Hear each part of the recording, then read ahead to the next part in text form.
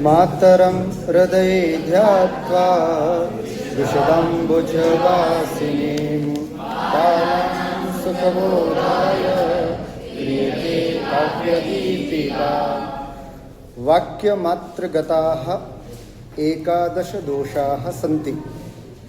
तेषु प्रतिकूलवर्णत्वं, संधिविश्लेषत्वं, संधिकष्टत्वं, अधिकपदत्वं, न्यूनपदत्वं, कथितपदत्वं एवं षट् दोषान् वयं पठितवन्तः।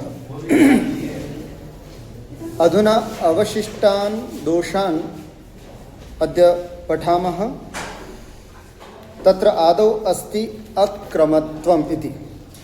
मम अत्र पुस्तके पृष्ठसङ्ख्या 107 इति अस्ति। अक्रमत्वं दोषः अस्ति। अक्रमत्वं किम् अक्रमत्वम् इति कः दोषः? इसमें क्या आता है दोष? यह दोष होता है तो काव्य में क्या हानि होती है? सबसे पहले समझते हैं अक्रमत्व दोष क्या होता है। अविद्यमानः क्रमः यत्र तत् अक्रमम्। जहाँ पर क्रम न हो ऐसा तस्य भावः अक्रमत्वम्। जिस काव्य में, जिस पद्य में, जिस श्लोक में एक सुव्यवस्थित रूप से क्रम दिखाई न दे उसे हम कहते हैं अक्रमत्व दोष। एक सामान्य उदाहरण के रूप में हम आपको बताना चाहते हैं, जैसे कि दशरथस्य चत्वारः पुत्राः लक्ष्मणः, रामः, भरतः, शत्रुघ्नः। अत्र का दोषः? सर्वप्रथमः क्रमः कस्य अस्ति? रामः, रामस्य। अहं किम् उक्तवान्? लक्ष्मणः, रामः, क्रमः नास्ति महोदय। ऐसा जहाँ पर दिखाई दे दोष उसे हम अक्रमत्व दोष कहते हैं। अस्माकं व्याकरणशास्त्रे चकारस्य कति अर्थाः सन्ति? चत्वारः अर्थाः सन्ति। एकः अर्थः अस्ति समुच्चयार्थः। तेषु एकः अर्थः अस्ति समुच्चयार्थः। चकारस्य प्रयोगः तत्रैव क्रियते यदनन्तरं वयम् अथवा यस्य समुच्चयम् इच्छामः। राम और लक्ष्मण ऐसा बोलना है तो रामः लक्ष्मणश्च, तुरंत लक्ष्मण के बाद, क्योंकि राम और लक्ष्मण का समुच्चय चाहते हैं हम, तो लक्ष्मण के बाद चकार शब्द का प्रयोग किया जाता है। लेकिन अगर उस च शब्द का प्रयोग और कहीं बाद में किया जाए तो दोष हो जाता है अक्रमत्व का। कौन सा दोष हो जाता है? अक्रमत्व। मतलब जो चीज जिस क्रम से रखनी चाहिए उस क्रम से यदि उसका वर्णन न हो तो वहां पर अक्रमत्व दोष आता है। भवतां महाविद्यालय अथवा भवतां विश्वविद्यालयः कुत्र अस्ति इति कदाचित् पृच्छ्यते तर्हि अस्माकं क्रमः किम् अस्ति? भारते, राजस्थाने, जयपुरे, त्रिवेणीनगरे अस्ति इति क्रमः अस्ति। यदि अहं वदामि भारते, जयपुरे, राजस्थाने, त्रिवेणीनगरे, तर्हि अत्र क्रमः अस्ति वा? नास्ति। क्रमः त्रुटितः, भङ्गः। पूर्वं जयपुरः अनन्तरं त्रिवेणीनगरः। पूर्वं यदि त्रिवेणीनगर इति वदामः अनन्तरं जयपुरम् इति वदामः चेत् क्रमभङ्गो भवति। एवमेव यत्र क्रमस्य उल्लङ्घनं भवति तत्र दोषः भवति अक्रमत्वम् इति। स्पष्टम्? एतस्य उदाहरणम् अत्र अस्ति। एकवारम् उच्चारणं कुर्मः। द्वयं गतं सम्प्रतिशोचनीयताम्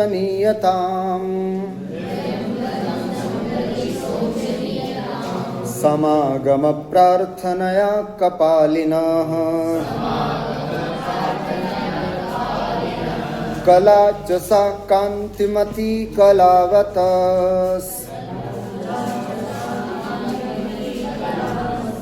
त्वमस्य लोकस्य च नेत्रकौमुदी।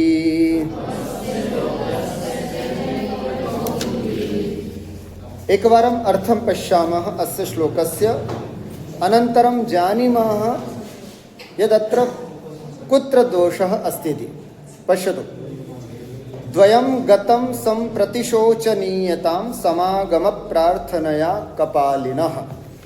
वयं जानीमः कुमारसम्भवस्य पञ्चमसर्गस्य पद्यमेतद् वर्तते। अस्मिन् पद्ये बटुवेषधारिणः शिवस्य तपस्यन्तीं पार्वतीं प्रति उक्तिः वर्तते। बटु एक ब्रह्मचारी का वेश धारण करके आए हुए शिव का तपस्या करने वाली पार्वती के प्रति उक्ति है। इसका प्रसंग मैंने पहले बताया था आपको कि पार्वती शिव को प्राप्त करने के लिए तपस्या करती हैं। शिव उनकी परीक्षा लेने के लिए एक ब्रह्मचारी का वेश धारण करके सफ़ेद कपड़ों में आते हैं और कई प्रकार की बातों को लेकर के उनको भ्रमाने की कोशिश करते हैं कि तू उस शिव का साथ छोड़ दे, क्यों शिव की तपस्या करने के लिए पड़ी हुई है। ऐसा करके पार्वती को डिगाना चाहते हैं। उसी प्रसंग में ये भी पद्य है। और बटुवेशधारी जो शिव थे ब्रह्मचारी वेश में, वो पार्वती से कहते कि इस दुनिया में दो ही दुर्भाग्यशाली हैं जिन्होंने शिव की संगति को चाहा। वो सबसे उत्कृष्ट चीज़ें थी, लेकिन आज दोनों ही दुर्दशा को प्राप्त हो रही हैं। कौन कौन? एक तो चंद्रमा की कला, जिसने किसका समागम प्राप्त किया? शिव का, है ना। शिव के मस्तक पर चंद्रमा की कला है क्या नहीं? एक तो वो, और दूसरा तुम जो शिव का समागम चाहती हो, तुम्हारी भी दुर्दशा हो रही है। अर्थात तुम दोनों दुर्भाग्य। शिव जो है वो वटु वेशधारी जो आए हैं वो भटकाने का प्रयास कर रहे हैं पार्वती को। छोड़ दो साथ, क्या रखा है उस शिव में, है ना। तुम इतनी सुंदर हो, तुम्हें और कई अच्छे योग्य वर मिल सकते हैं, जिसके शरीर पर भभूत लगी हुई है, गले में सर्प है, पहनने को कपड़े नहीं है। ऐसे शिव की प्रार्थना क्यों? ऐसे करके पंचम सर्ग पढ़ना, बड़ा आनंद आएगा आपको। इस तरह से भटकाने की कोशिश कर रहे हैं। उसी प्रसंग में ये भी श्लोक है। क्या कह रहे हैं देखना, अन्वय से देखें कि कपालिनाः समागम प्रार्थनया कपाली वयं जानीमः। कपाली, कपाल की माला जिसके गले में थी उसको बोलते हैं कपाली। बहुत सारे नरमुंडों की माला जिसने पहन रखी थी, ऐसे भगवान शिव का एक पर्यायवाची है कपाली। कपालिनाः मतलब उस कपाल की माला को धारण करने वाले शिव के समागम प्रार्थनया, उनकी समागम की प्रार्थना करने से, है ना, द्वयम शोचनीयताम संप्रति गतम, दो लोग शोचनीय दशा को प्राप्त हो गए, है ना। दो लोग दुनिया में ऐसे हैं जो शिव की प्रार्थना करने से आज शोचनीय दशा को प्राप्त हो रहे हैं। कौन कौन? तो कहते हैं कलाचसा कांतिमती कलावतः, कलावतः, कलावतः इति षष्ठी एकवचनम, कलावान कलावन्तौ कलावन्तः, कलावतः इति षष्ठी एकवचनम। कलावतः नाम चंद्रस्य, कांतिमती कला, चंद्रमा की एकदम कांति से युक्त वो एक कला जो शिव के समागम की प्रार्थना की इच्छा से आज उनके मुकुट में पड़ी है। उसका कोई मतलब नहीं। अगर आकाश पे स्थित होती तो आज पूजनीय होती। तो कलावतः कांतिमती कला, सा कला, वह कला, और लोकस्य नेत्र कौमुदी त्वं च, और लोक की नेत्र कौमुदी। कौमुदी शब्द का अर्थ क्या है? है ना, चांदनी। एक तरह से कौमुदी का अर्थ क्या समझना? चांदनी। चंद्रमा की जो प्रभा होती है, चांदनी होती है, उसको चांदनी। नेत्र कौमुदी, नेत्रों को ठंडक पहुंचाने वाली, नेत्रों को अच्छी लगने वाली, है ना, इतनी सुंदर तुम, वो और एक वो चंद्रमा की कला, इन दोनों ने शिव का समागम क्या चाहा? दोनों की दुर्दशा है। ऐसे करके उसको कह रहे। तो यही बात की है कि त्वमस्य लोकस्य च नेत्र कौमुदी, अस्य लोकस्य नेत्र कौमुदी त्वम, और इस लोक की नेत्र की कौमुदी, नेत्र की आंखों को, मतलब आंखों को ठंडक पहुंचाने वाली, इस लोक के नेत्रों को ठंडक पहुंचाने वाली कौमुदी के समान जो तुम हो, तुम दोनों ही द्वयम च शोचनीयताम गता, तुम दोनों ही आज दुर्दशा को प्राप्त हुए हो। अस्तु, ये तो एक सामान्य अर्थ हुआ इस श्लोक का। अत्र दोषः किमस्ति इति वयम् अत्र पश्यामः। पश्यतु किं लिखितम्, अत्र त्वम् इत्यनन्तरं चकारो युक्तः, यहाँ पर त्वम के बाद ही चकार आना चाहिए। आप श्लोक में देख करके बताएंगे चकार कहाँ पर आया है, लोकस्य के बाद आया है। कहाँ पर आया है, लोकस्य के बाद, और आना कहाँ चाहिए था, ये त्वम के बाद। त्वम च लोकस्य नेत्र कौमुदी, ऐसा बनना चाहिए, क्योंकि समुच्चयार्थक होता है च, है ना, समुच्चय करने वाला। मैंने बताया ना, रामः लक्ष्मणश्च, राम और लक्ष्मण। तो कलावतः कला त्वम च, एक तो चंद्रमा की कला और तुम, तो त्वम के बाद च आना चाहिए था, लेकिन क्रम टूट गया, क्रम भंग हो गया, है ना। इसलिए यहाँ पर कौन सा दोष हो गया, अक्रमत्वम, है ना। कौन सा दोष हुआ, अक्रमत्वम। अतएव अत्र उक्तम त्वम इत्यनंतरम चकारो युक्तः तथा नास्ति, अर्थात लोकस्य इति पदानंतरम चकारो प्रयुक्तः, त्वम इति पदानंतरम चकारस्य प्रयोगः नास्ति, अतएव अत्र अक्रमत्वम दोषः अस्ति। अस्तु, अग्रे दोषः अस्ति भग्न प्रक्रमता इति। क्या होता है भग्न प्रक्रमता? तो सामान्य रूप से एक बार अर्थ समझें, फिर उसके बाद विशेष रूप से भी समझें। जहां प्रक्रम माने जो प्रसंग लिया गया है, जो उद्धरण चल रहा है, वो उससे उच्छिन्न हो जाना, विच्छिन्न हो जाना, वह भग्न हो जाए, टूट जाए, जो प्रसंग लिया हुआ है ना। श्लोक बनाने में ये बताया जाता है कि जैसे सप्तमी और प्रथमा का एक योग चल रहा है ना। जैसे कलासु प्रवीणः, गीतेषु दक्षः, है ना, गायने कुशलः, ऐसे करके श्लोक बन रहा है। तो ऐसे करके जहाँ सप्तमी आ रही है और प्रथमा आ रही है, सप्तमी और प्रथमा का योग चल रहा है, बीच में उसने अगर सप्तमी विभक्ति के अर्थ में प्रयुक्त की जाने वाली अव्यय विभक्ति का प्रयोग, अव्यय भाव समास का प्रयोग कर दिया और अधिगीतम ऐसा कुछ शब्द का प्रयोग कर दिया, भग्न प्रक्रम, वहाँ आपने प्रक्रम तोड़ देने के कारण दोष हो जाता है। कितनी बातों का ध्यान रखा जाता है श्लोक बनाने में, काव्य करने में। तो इसलिए यहाँ पर भग्न प्रक्रम दोष है। एक बार देखेंगे लक्षण और उदाहरण देखेंगे तो आपको और स्पष्ट होगा। पश्यन्तु, भग्नः प्रक्रमः यस्मिन् तत् भग्न प्रक्रमम्, ये है लक्षण। क्या? भग्नः प्रक्रमः यस्मिन् तत् भग्न प्रक्रमम्, तस्य भावः भग्न क्रमत्वम अथवा भग्न क्रमता, कुछ भी बोल सकते हैं। क्या मतलब गुरुजी? प्रक्रम शब्द का मतलब क्या? भग्न शब्द तो अर्थ समझ में आ गया, प्रक्रम का मतलब क्या? तो देखो पुस्तक में लिखा है, प्रक्रम अर्थात उद्देशानुगुणः प्रस्तावो, उद्देश्य के अनुकूल, प्रसंग के अनुकूल, है ना, संदर्भ के अनुकूल यदि प्रस्तावः नाम प्रसंग, संदर्भ के अनुकूल प्रसंग यदि भग्न हो जाए, हट जाए, टूट जाए, है ना, ऐसी दशा में भग्न प्रक्रम दोष होता है। जैसे तुमुन प्रत्ययांत का प्रयोग चल रहा है तो वहाँ तुमुन प्रत्यय का ही प्रयोग करना है। आप सबको पता है के लिए इस अर्थ में हम 4 चीज़ों का प्रयोग कर सकते हैं अनुवाद करने में। तुमुन प्रत्यय का प्रयोग, चतुर्थी विभक्ति का प्रयोग, अर्थम शब्द का प्रयोग, षष्ठी प्लस कृते शब्द का प्रयोग। जैसे पढ़ने के लिए जाता है, पठितुम गच्छति, पठनार्थम गच्छति, पठनाय गच्छति, पठनस्य कृते गच्छति, चारों तरह से बोल सकते हैं। लेकिन श्लोक में अगर आपने तुमुन शब्द का प्रयोग किया है तो वही प्रक्रम चलने देना। पहले तो आपने तुमुन कर दिया और बाद में फिर दूसरा कर दिया, तो भग्न प्रक्रम, आपका जो संदर्भ के अनुकूल प्रसंग था वो टूट गया, तो उसको कहते हैं भग्न प्रक्रम दोष। अक्रम दोष नहीं है, समझना बात को।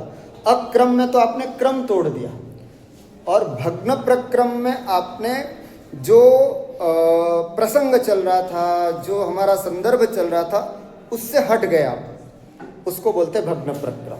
उदाहरण देखेंगे स्पष्ट हो जाएगा। यशोधिगंतुम सुखलिप्सया वा, बोलिए।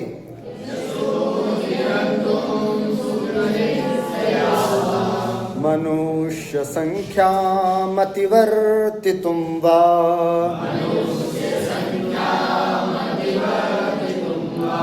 निरुत्सुकानामभियोग भाजाम्,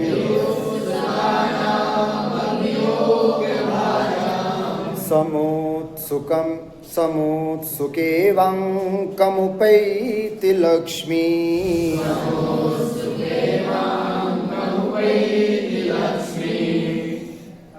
अर्थ देखें पहले एक बार सामान्य रूप से। यशोधिगंतुम, अधिगंतुम का मतलब क्या होता है? प्राप्तुम, प्राप्त करने के लिए, है ना। अधि उपसर्ग पूर्वक गम धातु का प्रयोग होता है तो प्राप्त करना, है ना। अधिगम, अधिगच्छति, है ना। सह धनम अधिगच्छति, वह धन प्राप्त करता है, ऐसा। यशोधिगंतुम, यश प्राप्त करने के लिए। और सुखलिप्सया, यहां इन्होंने तुम प्रत्यय का प्रयोग नहीं किया। सुखलिप्सया अर्थात सुख की इच्छा से, लिप्सा माने इच्छा से, सुखलिप्सया सुख की इच्छा से, वा अथवा मनुष्य संख्याम अतिवर्तितुम वा, अथवा मनुष्य की गणना को भी पार करने की इच्छा से, है ना। अर्थात मेरी गणना मनुष्यों में न हो, मैं ऐसा दिव्य व्यक्ति बनना चाहता हूं, तो मनुष्य संख्या मतिवर्तितुम वा, इतना बड़ा यश प्राप्त हो जाए कि मेरी संख्या मनुष्य में नहीं दिव्य व्यक्तियों में हो जाए, देवों में हो, ऐसा। निरुत्सुकानाम अभियोग भाजाम, अभियोग भाजाम अभिनिवेशवताम, अर्थात अभिनिवेश से युक्त, है ना, ऐसे लोगों का अभियोग भाजाम, निरुत्सुकानाम, निरुत्सुक लोगों के लिए जिनका अभियोग नहीं है, किसी प्रकार का उद्देश्य नहीं है, लक्ष्य नहीं है, आग्रह नहीं है, ऐसे निरुत्सुक लोगों के लिए समुत्सुकेवांकमुपैति लक्ष्मी ही, लक्ष्मी ही माने साक्षात लक्ष्मी जो है वो समुत्सुका इव, अत्यंत मानो अत्यंत उत्सुक हुए की तरह अंकम, है ना, अंकम उपैति, उनके अंक में स्वयं आ जाती है। अर्थात जो लोक की इच्छा नहीं करते हैं, निरुत्सुक होते हैं, ऐसे लोगों के लिए, है ना, लक्ष्मी जो है वो स्वयं उनके आंचल में आ जाती है, ये कहना चाहूँ। पर तो उसके पहले जो तुमुन प्रत्यय का प्रयोग करके तीन चीज़ें जो बताई हैं, तीन में से दो चीज़ों में तो उन्होंने तुमुन प्रत्यय का प्रयोग किया, तीसरी चीज में उन्होंने तुमुन प्रत्यय का प्रयोग नहीं किया। यशोधिगंतुम अत्र तुमुन प्रत्यय अस्ति, मनुष्य संख्या अतिवर्तितुम अत्रापि तुमुन प्रत्यय अस्ति, किंतु सुखलिप्सया इति तुमुन प्रत्ययंतम नास्ति। यहाँ क्या होता तो अच्छा हो जाता? हाँ हाँ, क्या नहीं, नीचे लिखा है उसी में, अत्र सुखलिप्सया वा, श्लोक के तुरंत बाद देखिए, अत्र सुखलिप्सया वा इत्यत्र, अगर इस स्थान पर सुखमी ही तुम वा, तुमुन प्रत्यय का प्रयोग हो जाता। समझ आया? सुखमी ही तुम वा, तो कैसे श्लोक बनता? यशोधिगंतुम सुखमी ही तुम वा, मनुष्य संख्यामतिवर्तितुम। क्या आप देखो, क्रम भी कितना अच्छा लग रहा है, सुनने में भी अच्छा लग रहा है, पढ़ने में भी अच्छा लग रहा है। लेकिन यदि लेखक सुखलिप्सया ऐसे शब्द का प्रयोग कर देता है तो दोष हो जाता। देखो, आप विश्वास नहीं करोगे, ये दोष हमारे और आपके नहीं है, ये दोष किसके हैं? महाकवि भारवी के किरातार्जुनीम किसका है? महाकवि भारवी का। कई लोग संस्कृत बोलने से डरते हैं, गुरुजी कैसे बोले, हम गलती कर जाएंगे। तो अरे भाई तुम क्या गलती करोगे, महाकवि भारवी भी गलती कर रहे हैं, इतना क्यों डरते हो? अगर वो डर जाते तो महाकाव्य हमारे सामने आ पाता? नहीं आ पाता, है ना। इसलिए कभी भी डरना नहीं। कोई भी काम करो, आप अपने लक्ष्य के अनुरूप उस काम को करो। उसमें कितनी भी गलती हैं सब क्षम्य है। धीरे धीरे उन गलतियों को करके ही तो आप सीखोगे। बट कार्य जो होगा वो आपके लक्ष्यानुरूप होना चाहिए। मुझे लाइफ में IAS बनना है, RS बनना है, प्रोफेसर बनना है, क्या बनना है एक बार डिसाइड कर लें, फिर उसके बाद उस काम में लग जाओ। छोटी बड़ी गलतियां आए तो आए, कोई दिक्कत नहीं। महाकवि कालिदास, महाकवि भारवी, दंडी जैसे महाकवियों के अंदर भी ये साहित्य शास्त्री लोग जो हैं वो दोष निकाल निकाल के बता रहे, देखो इतने दोष हैं, और कोई बड़ी बात नहीं है। ऐसे दोषों के होने के बावजूद भी वे सब क्या हैं? महाकाव्य हैं। इसलिए दोषों से नहीं डरना, यही बात इससे हम सीखते हैं। तो अत्र सुखलिप्सया वा इत्यत्र सुखमीहितुम वा इति तुमन प्रत्यय प्रयोग एव युक्त। अगर इस पद का प्रयोग होता तो ये ज़्यादा अच्छा रहता, ऐसा इनका भाव है। अस्तु अग्रे चलामः। अग्रे दोषः अस्ति ख्याति हतता। क्या नाम है दोष का? ख्याति। ख्याति का मतलब क्या होता है? लिखो, लिखा है प्रसिद्धि, और हतता मतलब त्याग। प्रसिद्धि का त्याग कर लेना। जो चीजें जगत में जिस रूप में प्रसिद्ध हैं उसको उस रूप से न बोल करके उसको अन्यथा रूप से बोलना, उसको बोलते हैं ख्याति हतता। जैसे मैं आपसे पूछता हूं, अगर पक्षी आवाज करते हो तो क्या बोलते हैं? नहीं, उसको क्या बोलते हैं संस्कृत में? हाँ, हिंदी में तो बोलते हैं चहकना, और संस्कृत में क्या बोलते हैं? कूजना। क्या बोलते हैं? कूजना, कूजना, चहचहाना। अगर कुत्ता आवाज करे तो क्या बोलते हो? भौंकना। अगर हाथी आवाज करे तो क्या बोलते हो? चिंगाड़ा। ये सब प्रसिद्धि है। ये सब क्या है? प्रसिद्धि है। अगर कोई व्यक्ति काव्य लिखते समय ये बोले कि और आज तो मैंने जंगल में ऐसा हाथी देखा जो भौंक रहा था, प्रसिद्धि त्याग। अरे भाई प्रसिद्धि है ही नहीं। भौंकना शब्द किसके लिए प्रयोग हुआ है? केवल मात्र उस सम्मानीय के लिए, है ना, सबके लिए नहीं। लेकिन अगर हम ऐसे शब्दों का प्रयोग करते हैं तो कौन सा दोष हो जाता है? प्रसिद्धि त्याग। प्रसिद्धि त्याग। देखिए आपके पास अगर ये है ये वाली पुस्तक, तो उसमें लिखा है ख्याति ही नाम प्रसिद्धि हता त्यक्ता यत्र तत्ख्याति हतत्वम। अर्थात प्रसिद्धि का जहां पर त्याग कर दिया जाए उसे हम क्या कहते हैं? ख्याति हतत्वम दोषः। जैसे एक उदाहरण दिया है, मंजीरादिषु रणित प्रायम। जैसे मंजीर होते ना, अगर उसकी आवाज होती तो उसको बोलते हैं रणित, रणितम, रणित प्रायम, ऐसा शब्द का प्रयोग होता है। अगर पक्षी होते हैं तो उनकी आवाज को क्या बोलते हैं? कूजित, कूजित शब्द का प्रयोग होता है।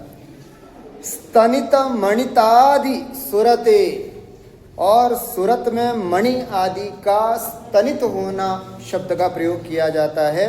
और मेघ आदि शब्द का अगर आवाज होती है तो क्या बोला जाता है? गर्जित। अगर मेघ आवाज करे तो क्या बोलोगे? गर्जना, ऐसा बोलो। शेर आवाज करेगा तो क्या बोलेंगे? दहाड़ना। सबके लिए शब्द फिक्स है ना, सब शब्द ही कर रहे हैं, पर सबके शब्दों का अर्थ अलग अलग प्रसिद्ध है। अगर उस प्रसिद्धि का त्याग करते हैं तो दोष होता है। पश्यतु अत्र किम लिखितम, मेघादीनाम गर्जिताद्येव प्रसिद्धम। मेघ आदि के लिए गर्जना आदि शब्द का ही प्रयोग, आदि मतलब सब ले लेना, शेर का दहाड़ना, पक्षियों का कूजना, है ना, और क्या बोलते हैं, कुत्ते का भौंकना आदि, ये सब ले लेना। इन सब के लिए ये शब्द जो है वो प्रसिद्ध हैं। तद अन्यथा वर्णने, अगर उसके अन्यथा अन्य रूप से यदि हम वर्णन करते हैं तो ख्याति हतत्वम दोषः। तो ख्याति हत, आप शब्दों पर ध्यान देना बस। ख्याति नाम प्रसिद्धि, प्रसिद्धि, और हत माने त्याग। प्रसिद्धि का जहां पर त्याग कर दो वहां क्या कहलाता है? ख्याति हतत्वम, ख्याति हतता दोष आता है। हमारे यहाँ पर प्रसिद्धि है कि शिष्य गुरु जी को क्या करेगा? प्रणाम, और गुरु जी शिष्य को क्या करेंगे? आशीर्वाद। यही तो प्रयोग है, यही तो प्रयोग है। अगर कल से इसका उल्टा कर दे तो आप सबको प्रणाम, आप कहोगे गुरु जी बहुत बहुत आशीर्वाद। तो ये प्रसिद्धि त्याग हो गया। ये क्या हो गया? अरे साहब ये कौन सी नई परंपरा चालू कर दी आपने साहित्य की कक्षा में? ऐसा तो होता नहीं है कभी। प्रसिद्धि त्याग, अगर ऐसा कहीं श्लोक में वर्णन आए तो वहां दोष हो जाएगा। प्रसिद्धि हतत्वम नाम दोष, अख्याति हतत्वम नाम दोष। अग्रे दोषः अस्ति संकरः। पश्यतु किम नाम? संकरः। पहले संकर शब्द का अर्थ समझो। संकर का मतलब क्या होता है? शंकर नहीं है, संकर है। संकर का मतलब क्या होता है? संकर शब्द से को अर्थ नहीं, सकरा नहीं होता। संकर शब्द का अर्थ होता है मिल जाना एक तरह से। जैसे दूध और पानी का मिलना संकर कहलाता है। क्या कहलाते हैं? संकर। अब देखो यही बात यहाँ पर इसके लक्षण में बता रहे हैं। किम नाम संकर दोषः? पश्यतु अत्र वाक्यांतर पदानां वाक्यांतरे अनुप्रवेशः संकरः। बोलिए एक बार।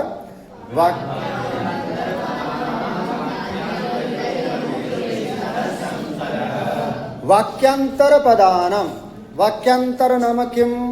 अन्यः वाक्यः अन्यत् वाक्यमिति वाक्यांतरम्, है ना? अन्यत् वाक्यमिति वाक्यांतरम्, दूसरा वाक्य का, और वाक्यांतरे दूसरे वाक्य में, इस वाक्य का पद इस वाक्य में और इस वाक्य के पद को इस वाक्य में अगर देखा जाए तो दोष होता है कौन सा? संकर दोष। संकर दोष हो जाता है। देखिएगा बहुत सुंदर उदाहरण आपके सामने है।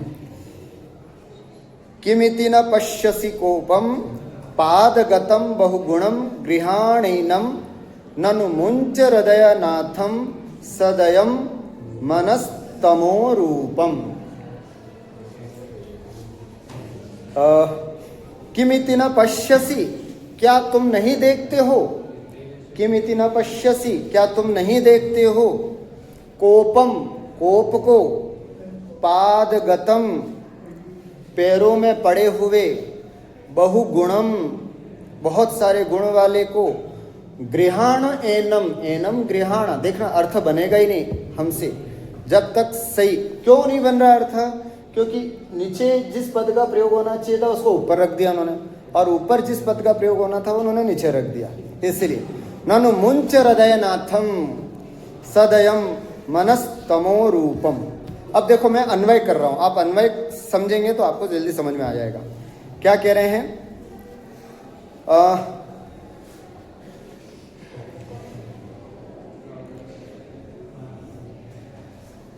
किमिति न पश्यसि कोपम, ये कोपम को यहां से हटा दो, इसको नीचे लाइन में लगा दो, और हृदयनाथम जो तीसरी चरण में है उसको उठा करके ऊपर प्रथम चरण में ले आओ, है ना?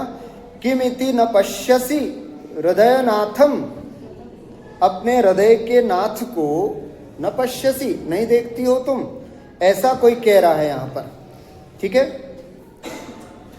कैसे है वो हृदयनाथ? पादगतम, जो तुम्हारे पैरों में पड़े हुए। कोई मानिनी स्त्री होती है, नायिका होती है, उसको मनाने के लिए नायक जो है वो उसके पैरों में पड़ा है, चरणों में पड़ा है ना? उसको प्रणाम कर करके उसको मना रहा है ना? साहित्य में ये बताया जाता है कि नायिका अगर रूठ जाए तो नायक का ये उत्तरदायित्व है कि वो उसको पैरों में पड़ करके भी मनाए, है ना? उसको खुश करे। ऐसा नहीं कि अच्छा तू नहीं तो हम भी नहीं, जा, ऐसे नहीं करना कभी भी। लेकिन उसको मनाया जाता है, उसको खुश किया जाता है। रूठने का अधिकार नायिका को है, हमेशा है, शुरू से। लेकिन मनाने की कला नायक में होनी चाहिए। अगर ये कला नहीं है तो नायकत्व भी नहीं है, ये ध्यान रखना। ये आपके काम की बात थी इसलिए मैंने बता दी। किमिति न पश्यसि, क्या तुम नहीं देखती हो? कोपम, देखो यहाँ कोपम आने से गड़बड़ हो गया, हमारा अर्थ नहीं बैठ रहा है। हृदयनाथम जो तीसरी पंक्ति तीसरे चरण में, उसको उठा करके हम ऊपर लेंगे। किमिति न पश्यसि हृदयनाथम, तुम्हारे चरणों में पड़े हुए हृदयनाथ को तुम नहीं देख रही हो। कैसे हैं वो? बहुगुणम, बहुत गुण वाले हैं। एनम गृहाण, इनको स्वीकार करो भाई। और ननु मुंच हृदयनाथम, हृदयनाथ को छोड़ने की बात नहीं की है। कोपम मुंच, अरे अपना गुस्सा छोड़ो अब, है ना। कोपम मुंच सदयम, है ना। मनसस्तमो रूपम, मन का ये अंधकार रूप जो, ये सब किसके विशेषण है? कोप के, है ना। मनसस्तमो रूपम कोपम मुंच, अरे मन का अंधकार स्वरूप जो ये गुस्सा है ना, मुंच, उसको छोड़ दो। तो देखो अब यहां पर क्या दिक्कत हुई? अत्र पादगतम बहुगुणम हृदयनाथम किमिति न पश्यसि, ऐसा अन्वय बैठेगा कि पैरों में पड़े हुए बहुत गुण वाले हृदयनाथ को तुम नहीं देख रही हो। एनम सदयम गृहाण, ये सदयम शब्द जो चौथी पंक्ति में है वो भी ऊपर होना चाहिए। एनम सदयम गृहाण, इसको दयापूर्वक ग्रहण करो। और मनसस तमोरूपम कोपम मुंच इति अन्वय, और मन के अंधकार स्वरूप इस गुस्से को मुंच, छोड़ दो, ये है अन्वय। लेकिन ऐसा नहीं हुआ, है ना। ऐसा क्यों नहीं हुआ? क्योंकि हम देख रहे हैं कोपम प्रथम चरण में आ गया जो तीसरे चरण में आना चाहिए, और हृदयनाथम तीसरे चरण में आ गया जो प्रथम चरण में होना चाहिए। सदयम द्वितीय चरण में होना चाहिए जो चतुर्थ में पड़ा है। तो इस तरह से यहाँ संकर हो गया। हमने पढ़ा था संकर का लक्षण, वाक्यांतर पदानाम वाक्यांतरे अनुप्रवेश। इस वाक्य के पद का इस वाक्य में प्रवेश हो गया और इस वाक्य के पदों का इस वाक्य में प्रवेश हो गया। ऐसी स्थिति में दोष हो जाता है संकर। इससे क्या प्रॉब्लम होती है? इससे अन्वय लगाने में दिक्कत हो जाती है। अगर सामान्य व्यक्ति होगा तो अन्वय क्या लगाएगा? कोपम न पश्यसि, तुम गुस्से को नहीं देखती हो। मुंच हृदयनाथम, हृदयनाथ को छोड़ दो, सब उल्टा सीधा हो जाएगा है ना। ऐसे अर्थ करेंगे तो हाँ, मुंच हृदयनाथम, छोड़ दे उसको, तो कई अर्थ का अनर्थ हो जाएगा। इसलिए ऐसे में हमें थोड़ी सावधानी रखनी पड़ेगी। संकर दोष लेखक को चाहिए कि अपने काव्य में संकर दोष न करे। जिस पदों का जिस वाक्य में प्रयोग होता है अच्छा हो, वहीं आसपास ही उन वाक्यों को रखें, जिससे कि बोद्धव्य को समझने में दिक्कत न हो। अस्तु, एक वाक्य गतत्वे तु क्लिष्टत्वम इत्यस्मात् भेदा। शिष्य पूछता है, गुरुजी क्लिष्टत्व दोष में और संकर दोष में क्या अंतर है? अगर एक ही वाक्य में पद आगे पीछे हो जाते हैं तो क्लिष्टत्व दोष है, और एक वाक्य में, है ना, एक वाक्य गतत्वे तो क्लिष्टत्वम, और अनेक वाक्य गतत्वे, और अनेक वाक्यों में यदि पद उल्टे सीधे हो जाए तो संकर दोष। एक ही वाक्य में पद आगे पीछे हो गए तो क्लिष्टत्व, और अनेक वाक्यों में अगर पद उल्टे सीधे हो जाए तो संकर दोष होता है। अंतिम गर्भित्वम, बोलिए, वाक्यांतरे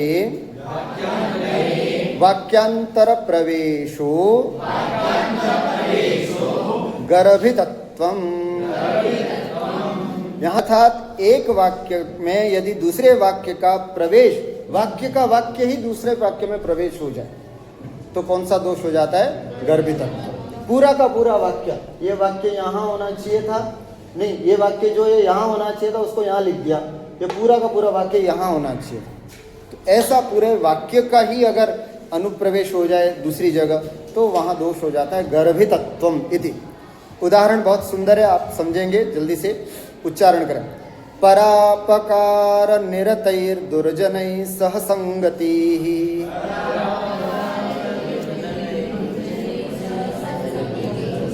कर्तव्यः साधु संसर्गो न विधेया कदाचन।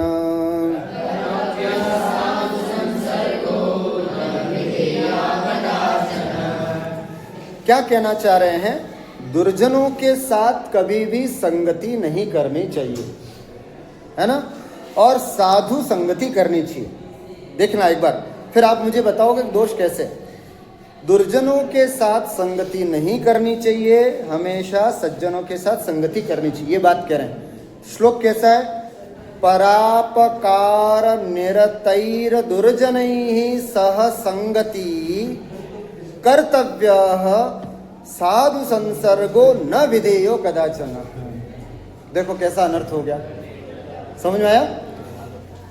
दूसरों का अपकार करने में लगे हुए दुर्जनों के साथ संगति ही कर्तव्य करना चाहिए, साधु संसर्गो न विधेय कदाचन।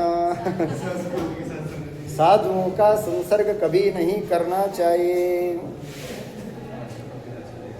समझ में आ गया? तो ऐसा अगर हम अर्थ करेंगे तो स्वाभाविक है। तो इसका सही अर्थ क्या होगा? परापकार निरतै दुर्जनै सह संगति कदाचन न विधेया और साधु संसर्गो कर्तव्य, ये सही अर्थ है।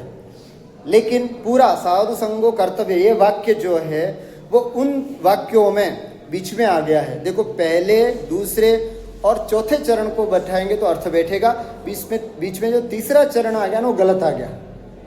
एक वाक्य में दूसरे वाक्य का गलत रूप से प्रवेश हो जाना, इसको बोलते हैं गर्भितत्वम दोषः।